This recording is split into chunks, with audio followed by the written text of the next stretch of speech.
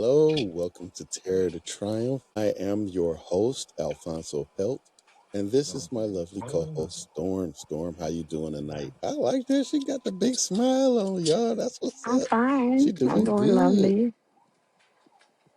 Okay, glad to hear it, Storm. Glad to hear it. Tonight we got a good episode for you guys. This is part 3 of the React series. This is going to be talking about on the run. Flight response, understanding escape and avoidance. So we have a lot of information for you tonight. As usual, everything you could use right now to help you understand yourself and the environment around you, how you deal with it, and how to cope. But first, before we get into this, we have some announcements. We are on 3 different platforms broadcasting. The major platforms are terrortotriumph.buzzsprout.com. Okay, you can go there, subscribe, check out all of our audio podcasts. You can go on youtube.com at Terror to Triumph Live. That's our YouTube channel. And you can see all our videos for all our podcasts. We live stream and also we do pre-recording. So you can go there and check out all our stuff we got there, okay? Also, we have peltsemporium.com, which is our merchandise store. You can go there and buy any branded Terror to Triumph merchandise, and that goes to help support this podcast airing and keep the conversations going. We are starting a new platform. It's called Riverside, riverside.com. You can go there, look up Terror to Triumph, and you can see and hear our podcasts and our live streams. So, with all that being said, Terror to Triumph is on a lot of major different platforms as far as the podcast, audio podcast goes. So go check out your local podcast or whichever platform you like to look at and look up Terror to Triumph on there, and we'll probably be on there. Spotify, Apple Podcasts, and so on. We have a lot of different RSS feeds out there going to a lot of different platforms. So please go and do your due diligence to check it out. Like, subscribe, and share. Share. Tell everybody about this podcast because it can help somebody and possibly save somebody's life. Okay. Now, our broadcast times, if you didn't know, if you're new to the platform, Tuesdays, Wednesdays, and Saturdays, 9:30 p.m. Eastern Standard Time.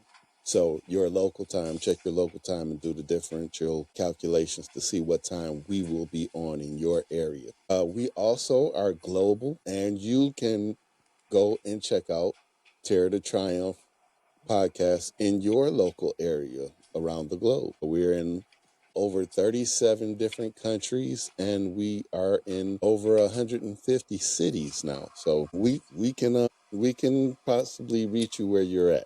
Please go and Yes. check us out. Tell somebody, tell a family member, tell friends, tell your coworkers. We can possibly help them. Now, to the last part of the announcements, we have some more special guests for you guys, okay? We have Saturday, May 9th, Dr. David Marcus. He's a psychologist. He will be with us. He's also a survivor. He's going to tell us his story, how he was able to leave the veil of darkness and shame and guilt and regret, and how he overcame that and learned to turn his life over into being a healer and helping people. Also, Saturday, May 16th, Tracy Smaldino, a survivor and host of the podcast Trauma Rock Stars. She will be with us sharing her story of how she went from terror to triumph, how she overcame her traumas, and she has an amazing story, you guys. I don't want you to miss either one of these people. I'm going to keep lining up guests for you guys because it's a lot of information that they have, and as they come, I'm gonna share it with you. I told you, as soon as I get the information, I'm gonna divulge it to you guys so you can have a better understanding of not only yourself but how you deal with the world around you, and also avenues to get the help that you need. Okay. Now, without further ado, Last week we talked about fawning, right? The response where you appease to survive.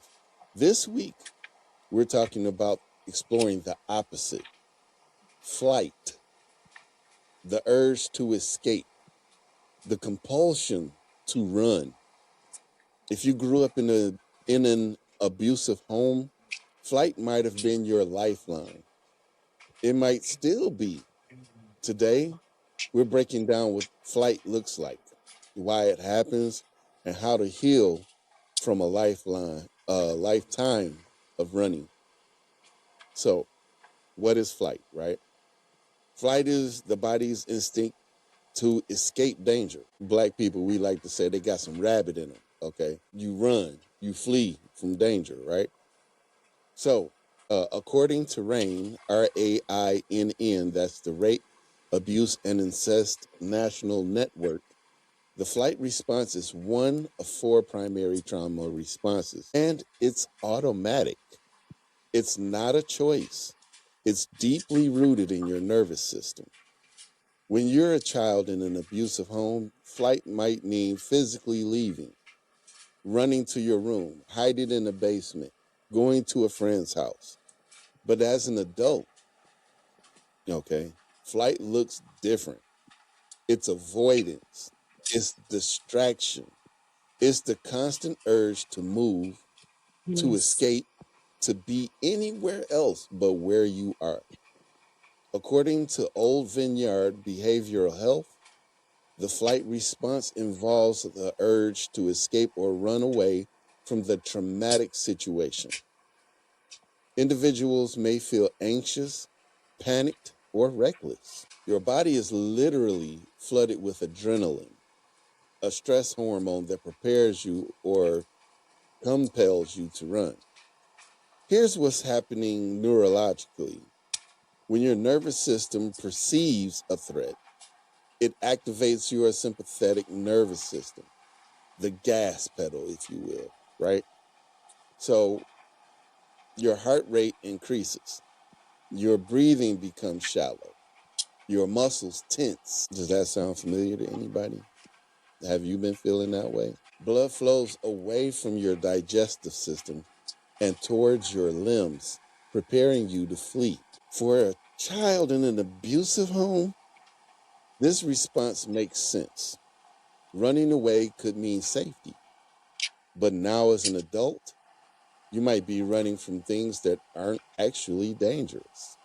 Relationships, emotions, commitment, vulnerability, stillness, all of these things you could possibly be running away from that won't harm you. So I think, Flight doesn't always look like I'm sorry, go ahead. flight doesn't always look like I'm echoing, but flight doesn't always look like physical running away. It's more stable than that. Let me break down what flights look like in adulthood. Physical flight, you have trouble sitting still. You're always busy, always moving, always on the next thing. You may exercise compulsively, work excessively, or constantly rearrange your life. Stillness feels unbearable. Emotional flight, you avoid difficult emotions when sadness, anger, or fear comes up. You distract yourself. You numb yourself with substance, food, Hmm. shopping, social media, or work. You don't let yourself feel. Relational flight, you leave relationships when they get too close. You sabotage good things because intimacy feels dangerous. You keep people at arm's length. You always ready to exit. Mental flight, your mind races. You can't focus. You constantly planning your escape route. Even when you're safe, you're catastrophic about Hmm. worst case scenario so you can prepare to flee. Avoid flight. You avoid situations that trigger anxiety. You don't go to certain places. You have certain conversations.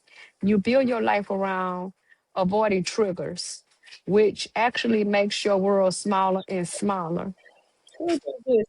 According to research from the Attachment Project, Children who experience trauma and develop a flight response often connect to assist in hyperaroused states, hyperaroused states as adults. Your nervous system is always scanning for danger, always ready to run. The tricky part, flight often feels productive. It looks like ambition, independence, self reliance, but underneath is fear. Belief that if you stop moving, you get too close. If you let yourself feel, something bad will happen. If you like what you're hearing, Well, like, comment, here's what share, nobody and tells you about subscribe. flight. It's exhausting and it comes with a real cost. When you're Hmm. in constant state of flight, your nervous system is chronically activated.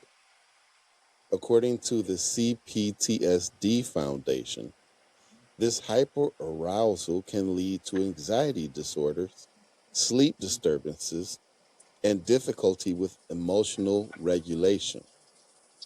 Your body is literally running on fumes. There's also what we call avoidance paradox. The more you avoid something, the more power it has over you. I felt that. I feel that sometimes still. So if you avoid conflict, conflict becomes scarier. If you avoid intimacy, intimacy becomes more threatening. If you avoid sitting with your emotions, those emotions become more intense. And then there's the relational cost. Flight often shows up as ghosting. That's a term we're all familiar with, right? Sudden exits or emotional unavailability. People in your life might feel abandoned or confused. They don't understand that you're not running from them. You're running from the feeling of being trapped, of being vulnerable, or of being seen. According to the research from the National Child Traumatic Stress Network, children who survive through flight responses may continue to struggle with commitment, trust, and sustained relationships. The nervous system learned staying is dangerous, leaving is safe. There's also a spiritual cost. I bet you guys really didn't think about this part. Flight keeps you from being present. You're always somewhere else, in your head, in the future, planning your escape. You miss your whole life when you're living.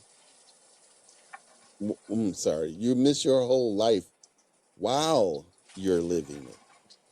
That's kind of weird, but it's true. I can see that. But here's the hopeful part. Flight is a learned response, and what's learned can be unlearned, right? So your nervous system can learn that you're safe, that staying is possible, and that you don't have to run. So, how do you heal from a lifetime of running? Here are the core practices. First, notice the urge to flee. When you feel to impulse to leave a relationship, a conversation, a feeling, pause. Don't judge it. Just notice. Ask yourself, am I in danger or does this feel familiar? Second, practice staying. Start small. Stay in a conversation 5 minutes longer than you want to. Stay in a feeling for one more breath. Stay in a relationship through one conflict. Your nervous system needs evidence that staying doesn't kill you. Third, develop distress tolerance. According to the dialectical behavior therapy, DBT, the stress tolerance skills help you sit without discomfort without running. These includes the TIPP skill, temperature, splash cold water on your face, intense exercise, P, pause breathing, and P, paired muscle relaxation. Fourth, build safety signals. Your nervous system needs to know you're safe. This may be a person, a place, a ritual, or a grounding practice. According to the polyvagal theory, your vas nervous, which regulates your nervous system, responds to safety clues. Create them intentionally. Fifth, slow down intentionally. Meditation, yoga, or simply sitting in nature can help regulate your nervous system. You're teaching your body that stillness is safe. Six, seek trauma informed therapy. Therapy is like symptomatic experiencing or trauma focused CPT specifically address how flight is stored in your body. A good therapist can help you process Mm. the original dread and build new neural pathways. Seven, reframe staying as strength. Staying is not weakness. Staying is courage. Staying is the ultimate act of healing. Choosing to be You've been present, running to be for a vulnerable, long to time. be seen. You can stop now. It's safe to Yes. stay. It's safe to feel. It's safe to be still. Remember, you're not broken. You survived. And now you're learning a new way to live. Understand that self-care, it isn't selfish, and that taking care of yourself is honoring your own healing. Now, before I close out, I just want to go back over what we just discussed. You guys, when I think about flight, Mhm. I did have flight in me initially. I would run from my parents when the whoopings would come or the abuse was about to start. I was running, but because I didn't have anywhere to run to, there was times I ran down the street, but I would get caught or I realized I had nowhere to go. So I ended up coming back home because I didn't know where to run to. And I was afraid. I was scared. Also, the abuse from me running was even more severe. And that broke me out of running. You ever been in a situation where you've been physically abused so much that you're you want to run, but you're afraid of the consequences of running, even though you know you're about to get beat again? That type of situation. So fleeing, I know is a response mechanism that does keep you safe. And people laugh, people make fun of it. We see the memes on social media where kids run away from parents whooping them and all that kind of stuff. But that's not because they feel like it's a joke. The kid's not looking at it like that. The kid's looking at it like they don't want to get beat. And maybe they have been getting beat to the point where it's not just punishment, but now is abuse. That could be a sign of a bad parent when your child runs like that. I mean, no child wants to be reared. You know what I'm saying? And sometimes that type of punishment is acceptable when done the right way. But we tend to run innately because there's something we're running from. And that is something that we cannot tolerate. The fear of being tortured, abused, whether it's physically, sexually, as a child, you want to run. You're gonna run initially, unless the fear is just so overwhelming that you freeze. This is kind of giving me some goosebumps thinking about this because it's bringing up some stuff I haven't thought about in a long time. Storm, is this resonating with you any? Is it making you feel something that or stirring something in you that you haven't felt in a while? Well, my abuse, I have to, I wasn't Mm. abused as a child. My abuse came as an adult. My abuse came from the trauma of relationships and learning how to get along in other relationships and not Mm. carry the baggage with me because of the abuse of that relationship. And this abuse, I think it became after the derpy, after I had derpy. So now I was trying to figure out, do I ghost everybody? And I did for a long time. Right. I think I didn't have a relationship for I think 3 to 4 years, So because it was a hunting. How do you Mm. deal with it? How do you, Mm-hmm. not hurt nobody's feelings? And so rather than to hurt people's feelings or rather to put up with a lot of simple things, everybody, I didn't want to ghost people. So I prefer not to just be in relationships. As a matter of fact, I was running from a relationship in 1999. In running from the relationship, the person was running. Like, I'm not going to let you run. And I think that's what made me quit ghosting and quit running because that person was willing to run after me. And if that person wouldn't have ran after me, everybody, I probably would have still been ghosting people. So, dealing with a flight response as we talked about tonight, how did you come out of running?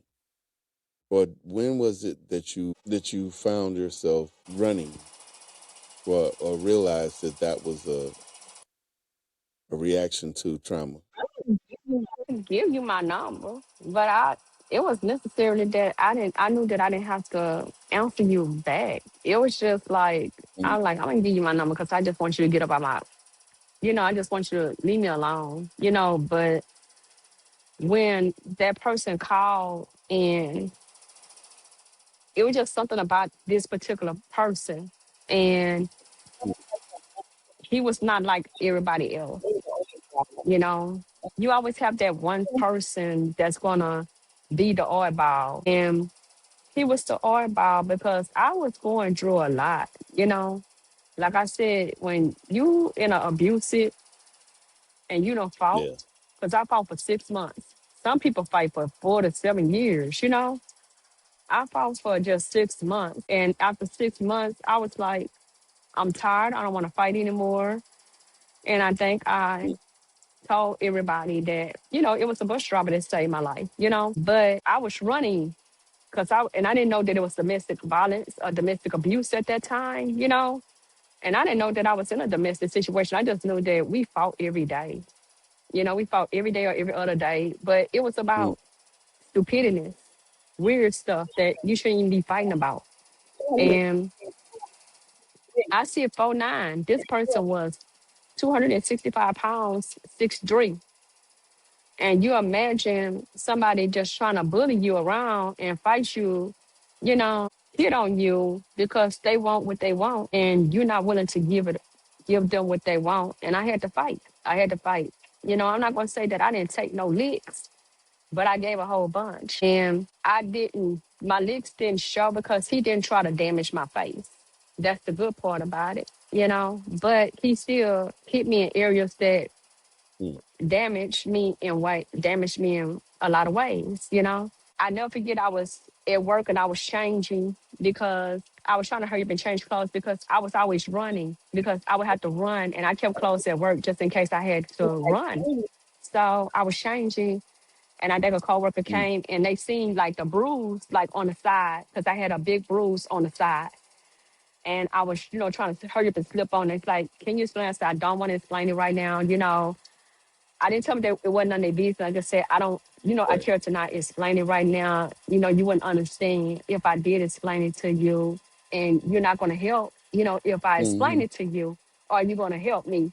Are you going to help get me out of this situation? Everybody can say that they on your team, but are they really on your team when you tell them, hey, this is what I'm dealing with? Do you really have that team? Do you have that person that's going to be really there rooting for you, like the therapists, like the people that's supposed to be there?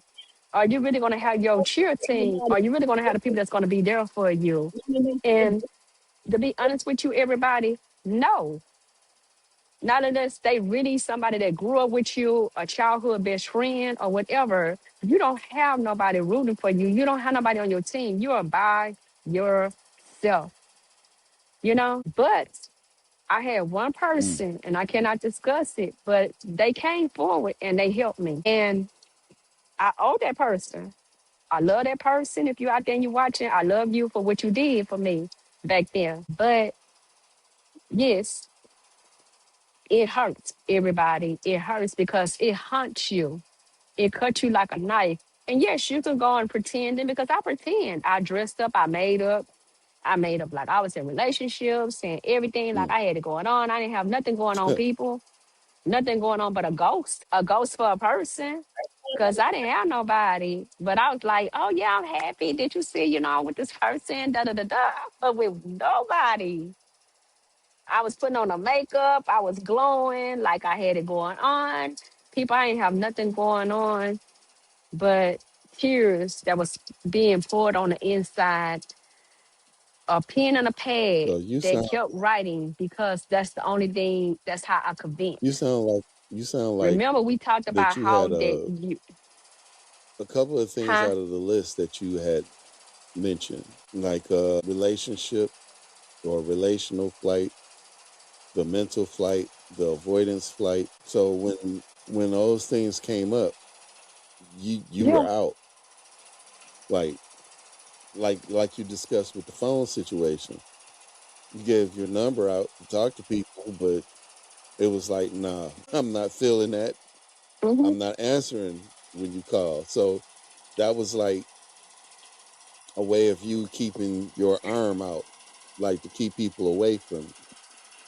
Even if they got close enough to ask you, just to avoid the argument, that was more of a relational and avoidance flight because you avoided the situation that could potentially bring anxiety.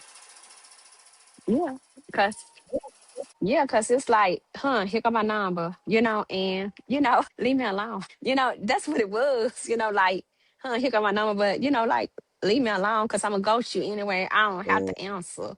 Cause you didn't have cell phone, people. You had a regular house phone back then. You didn't have a cell phone. So I'd be like, I went at home. I didn't hear it, I was asleep, So I had every excuse in the book not to answer no phone.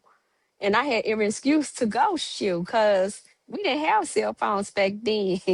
So I was really, really, really ghosting you. But it was one person that to say I wasn't gonna ghost them. And even when I got with them and I was like, okay, this not gonna last long. I'm not gonna worry about this. This gonna be like, he ain't gonna do what I want him to do. He ain't gonna be there like I want him to be there for. But you know what, everybody? One person changed that. My little baby changed that. My little baby grasped a hold of that person. I was mad, because I was like, babies can tell the truth because they can tell you who they don't want in your life and who they want in your life. Babies know what's real and what's not. But she was gravitating to this person. I was like, oh, I was like, and I like, oh, how dare you like this person, because mommy was gonna ghost this person, and this person did what nobody else would probably would have uh, did. That person took the time out for my daughter, and he took my daughter under his wings, and all right. that's how my daughter became a gamer. How do you teach a 1 year old how to game? A 1.5 year old child gaming because you done put a remote control in her head and you done taught her how to game. And I thought that he was just putting on the front because I was like, he got my baby with a remote control in her hand, like she really doing something. Mm, And he said, no, she was really she really playing. playing the game. I had to sit there, everybody, and watch.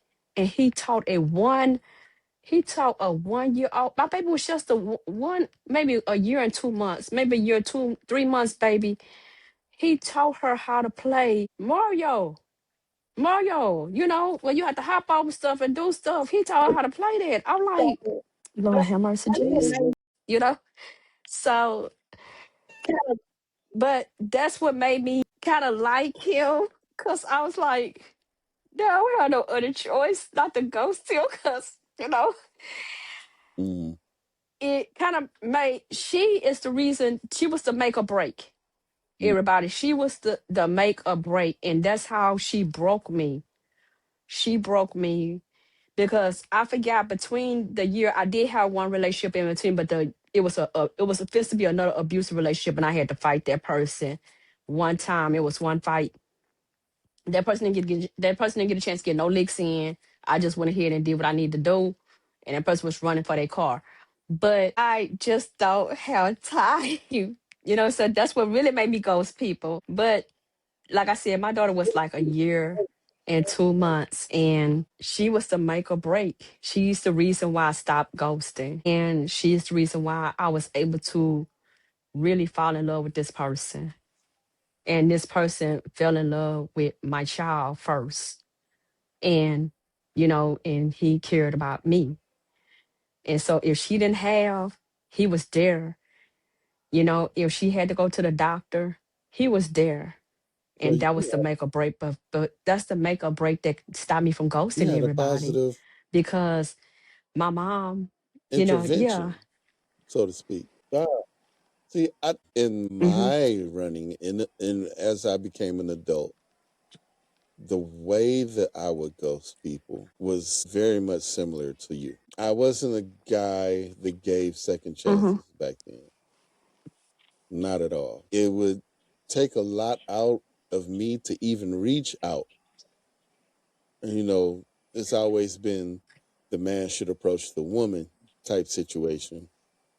But for me, it took a lot for me to reach out to somebody to want to, try to talk to them. Because I know my emotions were deeply hung up on a person. I might not even say something to a person sometimes because I'm like, what if I get with them and it don't Yeah. turn out to be nothing of what I think it should turn out to be like, or I have all these extra thoughts like I don't know, I don't want to get in no bad relationship, but they do look nice.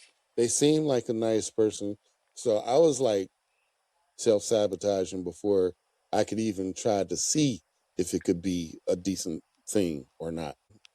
Flight wise wouldn't even make it to like a relationship status. It would be like I was searching for any and every little thing that I would deem to be a no or a red flag to me. I had to shake my head because I'm not gonna sugarcoat it. I'm not gonna lie to y'all. I was an asshole. I was straight up an asshole. If I slept with a woman and it was something, no matter how minuscule it was, I ghost right then.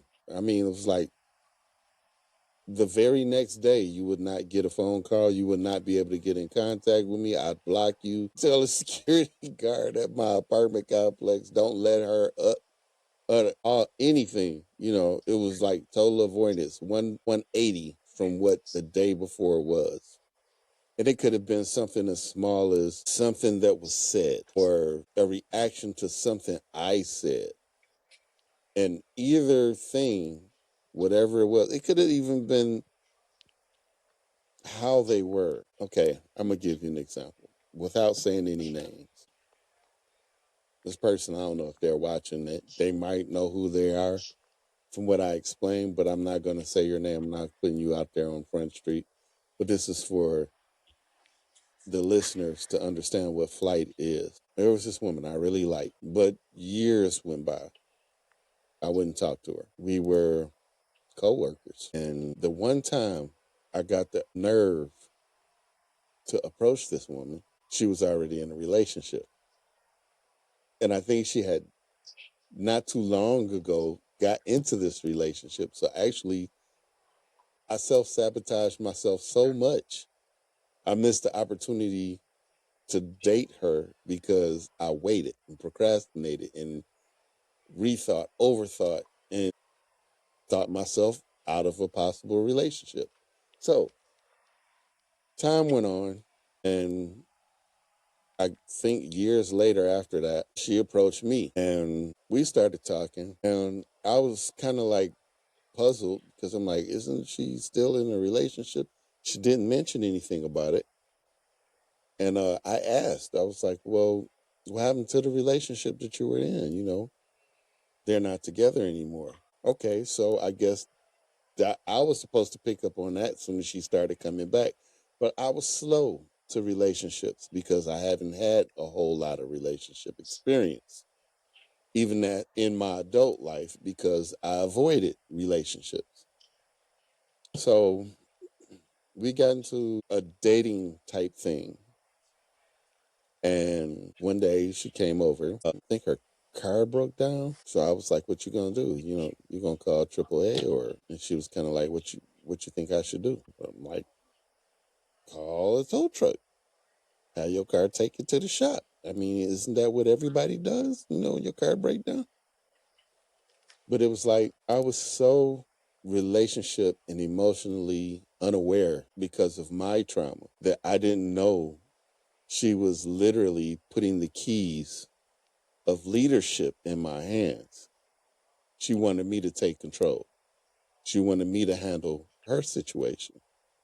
She wanted to see what I was going to do if I was man enough to take care of her. I mean, I did get her car to the shop and everything, but to me, that was a red flag. I didn't want somebody who was seemed clueless about what they needed to do. So I ghosted this poor woman. And that came back to haunt me later on because she was a really nice lady. And I didn't realize what she was doing. And I hated that I did that to her. And she's not the only one I did that to, ghosting and all that stuff. I've had an opportunity to be with some really nice women. And the trauma response of fleeing when you think you perceive a red flag, and it wasn't, but it was a red flag to me because it made me feel like she's trying to use me. That's what it was kind of feeling like. But that wasn't the case at all. So avoidance flight and emotional flight kind of played both into my situation. It was it was also relational flight because I didn't want to continue this thing if that was the case. So I was like, I need to get out, you know. But in hindsight, looking at it, how I perceived things, I was already looking with one leg in the door on the way out as I entered into a possible relationship. I'm trying to see how to get out of this before we even call it a relationship. It could be a date. I'm looking for red flags on a date. Like, I'm not trying to be all this with you if you're going to even do one thing out the way, out of the ordinary. I'm not. I'm not. So that was a lot to share with you. That was a lot to share. It was hard. Yeah, it's hard. It is. I know, but this is where when you share and you let it put it out there, this is where you get, you know, clarity, and this is where you start to release stuff that makes you feel a lot better to move It's not. on, It's and not that's what you have just to do. That's what your for therapist would me. tell You you know to what I'm do, saying? so this I helps I you use myself as an to example. take your For other walk. people to say, to look at me and say, "Dang, is that what I've been doing?" Yeah. To be introspective, Yeah. I give myself as an example, so you can be introspective and try to line up and say, "Okay, I did this. Is that lining up with what he said he did?" So you can have something to compare with. Because as a survivor, you isolate and you don't have anybody to compare yourself with the Yeah. things that you do. So that's why I always say 100% disclosure on everything about me, my past, my history, whatever. I don't Well, mind he'll if be back. people ask It's questions always, about some me technical and anything in my difficulties, past but just because I'm always an open know book that and I when have to you're be going because through different scenarios of flight, you have the relationship flight, you have the avoidance flight, you have different kind of flights, and you have to make sure that, there is something, that you prepare yourself. You make sure that everything that we have talked about, that you understood each one, which, 1, 2, 3, 4, 5, 6, 7. It's so many different ones. And you want to make sure that you're paying attention so that you can know about the emotional flight, the relationship flight, the mental flight, your physical flight. Because they all, all these different flights, they deal with the human body. And once you understand what you're going through, some of these things you can prohibit them from happening. They don't necessarily have to happen. You can prohibit them from happening because now you know and you have more control over what's going on and what is happening. So always know that you can, once you get with your therapist, and understanding the different situations in life, then you can take control what you're going. You don't really want to ghost people. You don't want to stay in tune because when you learn your box breathing, when you learn what you're going through, then you won't have to worry about the physical flight. When you can do the exercises and stuff like that, the emotional flight, you already know that these are the things that you can go through. The relationship flight This is how it works. everybody we You have finish, Mr. Pelt. it's different scenarios and Yeah, different I situations, apologize and about know Okay. that, that these folks. things can be controlled We're I always can't hear because you. you you can be can't hear there me. to take control over the You can't situation. hear me. Let me see And what's going this is on how here. it Can you hear me works. now? Unless you finish, Mr. Pelt. You cannot hear me now, right? Okay. Testing one, Okay, I two. can hear you. Yes. Okay. I can't Yes. hear you. Okay, continue. Well, I might just pop out of here. Can you hear me still? Okay, I can hear you. Yes.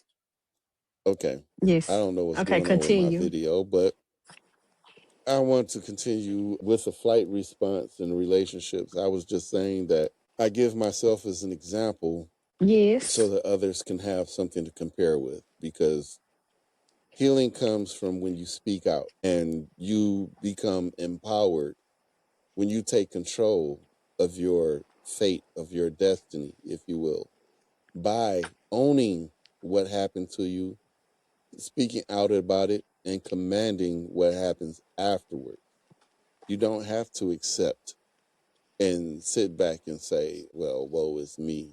I'm the only one going. I'm not trying to hear that.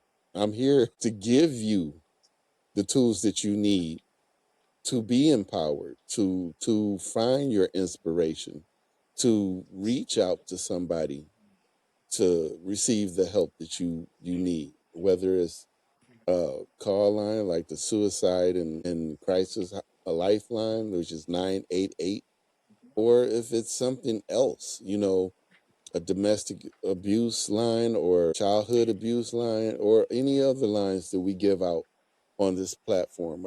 I'm trying to reach you where you're at. And this platform is designed just for that. So we can have honest conversations. So we can be real with each other. I mean, truly real. Full disclosure, no holds barred. We're not trying to sugarcoat anything. We're trying to be most realistic as we can, because that's what's going to get you over the hump. If I was just to keep saying everything is going to be okay, you just have to put one foot in front of the other, you just have to take it one day at a time, you just have and then I can hit you and beat you in the head with all the colloquialisms that we have in life, but that's not going to help you. The actual work and the things that we talk about on this platform will help, flat out. The people that we bring on this show, their testimonies of how they got over, how they overcame their traumas, and now they're flourishing. I'm bringing that as an example to you. These are survivors. Dr. Marcus, that's coming on the show this coming Yes. Saturday. Miss Small Dino, that's going to be on the show the next week after. They are survivors and they have amazing stories to tell and information to give to you guys. Yes. We are here for you, basically. This is service that we're not asked to give. We're not doing it for fame. We're not doing it for fortune. We're not doing it for accolades. We're not doing it just to say they're an internet sensation or they're what they call it, mega streamers or whatever. We're not doing it for that. We're doing it for healing's sake because we want you guys to be healed. We want you guys to receive the healing that you deserve, that you're supposed to have. We want you to be the people that God created you to be. You can't be that when someone has taken a major portion of you and forced you to hide in silence, in fear. That's not who we were created to be. So we're here to have open dialogue. If you want to make a comment, you can. We'll talk to you right here, right now. We're live, even though we're almost out of time. We had a lot to talk about tonight. Like always, we have a lot of information to give you before. No. Yes, we'll talk to you right now. And if you want to make a comment or you want to do anything, just always remember, and you can do it on, all platforms because we're broadcasting on many different platforms and you can ask your questions, whether it be Facebook, YouTube, Buzzsprout, Spotify. These are many different TikTok. These are many different, um, these are different venues that we advertise across. So always remember that you can always, uh, you will always ask questions any time of day because we'll look at it and we can answer your questions. And as we always say, toward the end of the video, we have to pay in order to bring this to, bills have to be paid. We appreciate if you visit www.pelsemporium.com, look at the merchandise. Everything is available to you, for Everything at purchase. Pels Emporium Everything counts towards accounts Charity toward, Triumph, towards what we do. it, except Pels for and Crystal Emporium. Corner. Everything So in Pels remember, Emporium, anything except for counts Crystal towards Charity Corner, Triumph, towards what we do, that except you for purchase Crystal on Corner. So remember, www.pels, anything except for Crystal Corners, www.pelsemporium.com.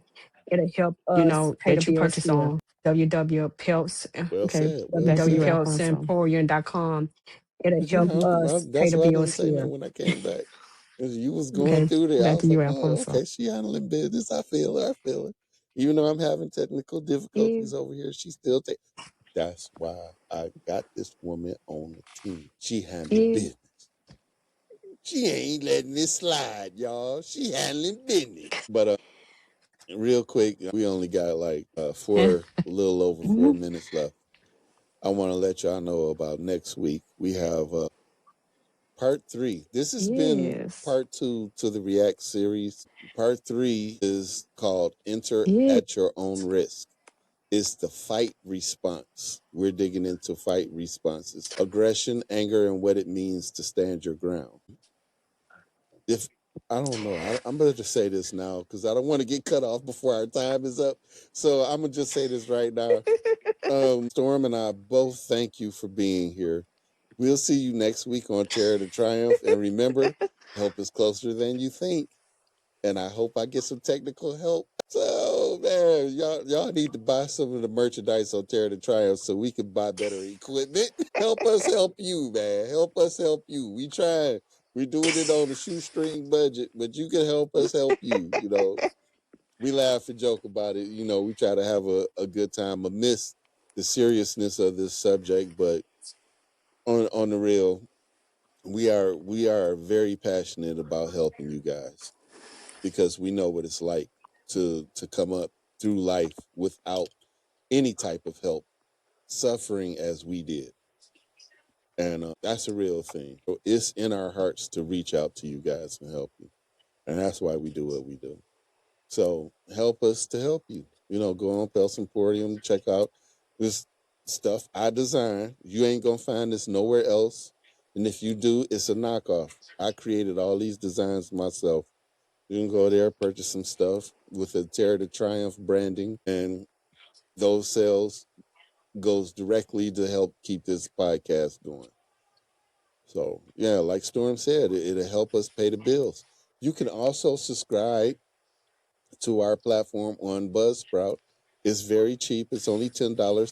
And you will get some episodes that you do not catch with us on our regular platforms. It's only on Buzzsprout, our audio main audio podcast host. So check us out, y'all. We trying to be here for the long run, and we can't do it without your assistance. So we appreciate anything and everything that you can help us with. And Storm, do you have anything to say before we close out? We got like 2.5 minutes. No, I'm good. You good? She good, y'all. She good. Yes. she No, I'm when Miss good. Storm is good, then the show is good. Okay, so that means we're done for tonight. Yes. So remember, keep your heads on a swivel. In this climate, with the governments we have out in this world, as a survivor, things are very tense for us, extremely tense. We're already in hypervigilance mode, always looking over our shoulder. And now, with situations such as in America with ICE, with the situation over in Palestine with Israel, with the situation with America fighting Iran and Russia versus Ukraine, the United Nations and NATO and their clandestine activities. It's so much going on in the world today. Just remember that, just stay in alignment and just remember that we're here for you.